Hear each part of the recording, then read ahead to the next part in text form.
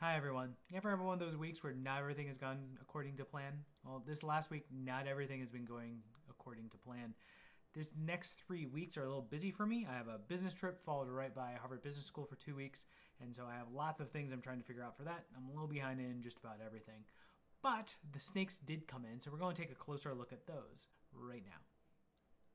So fortunately, you can see everything turned out fine, all the way from the throat, the lettering, everything. The problem is there's this date thing that was added on. And if you look at some other badges, like this one, you'll see the same thing, right? You see the UL number and then this little date code down here.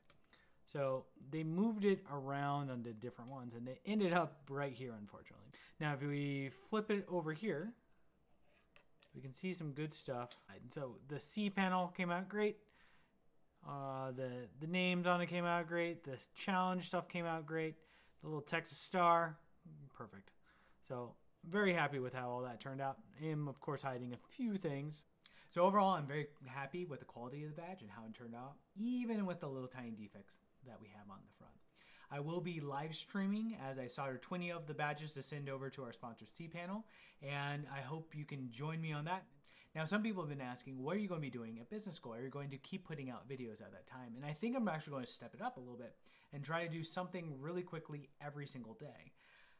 This might be a little difficult. I can't promise that, and there might be a few skips since the schedule is so jam-packed, but that's what I'm going to be trying to do.